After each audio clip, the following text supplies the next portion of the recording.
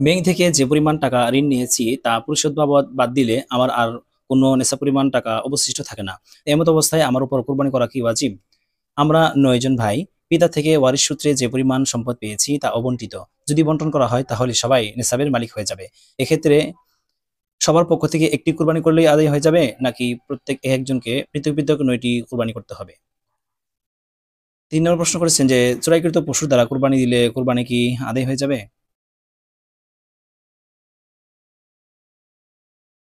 আল আমিন জানতে চেয়েছেন যে ব্যাংক থেকে যে পরিমাণ টাকা ঋণ নিয়েছি তা পরিশোধ বাবদ বাদ দিলে আমার আর কোনো নেশা পরিমাণ টাকা অবশিষ্ট থাকে না। তো এমত অবস্থায় আমার উপর কোরবানি করা কি ওয়াজিব?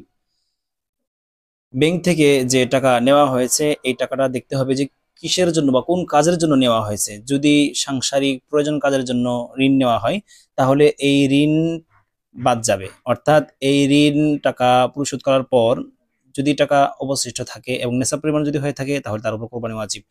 আর যদি এই ঋণটা ব্যাংক থেকে যে ঋণ নেওয়া হয়েছে এই ঋণটা যদি বিজনেসকে শক্তিশালী করার জন্য বা বিজনেস করার জন্য বা বিজনেসকে ডেভেলপ করার জন্য নিয়ে নেওয়া হয়ে থাকে তাহলে এই টাকাটা ঋণ বাবদ বাদ যাবে না, বরং এই টাকাটার মালিক হওয়ার কারণে নেশাব পরিমাণ হয়ে থাকলে তার উপর কোরবানি ওয়াজিব। অর্থাৎ এই ঋণ থাকা সত্ত্বেও তার উপর কোরবানি করা ওয়াজিব হয়ে যাবে। আহ, আমির হামজা জানতে চেয়েছেন যে আমরা ৯ জন ভাই। পিতা থেকে ওয়ারিশ সূত্রে যে পরিমাণ সম্পদ পেয়েছি তা অবন্টিত।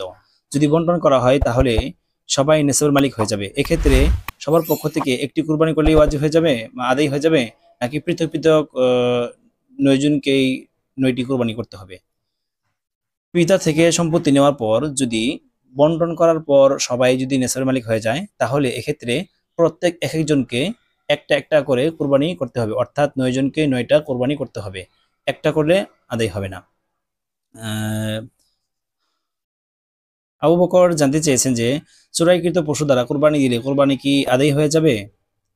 যে চোরাইকৃত পশু দ্বারা কোরবানি করলে কোরবানি আদায় হবে না, কারণ হচ্ছে যে কোরবানির যে পশু আছে এই পশু তো চোর মালিক নন।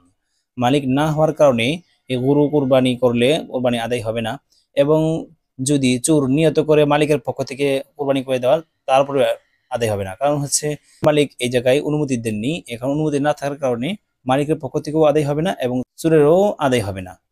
তো এই ক্ষেত্রে চোরের জন্য করণীয় হচ্ছে যে যে গরুটাকে মালিকের কাছে ফেরত দিয়ে দেওয়া।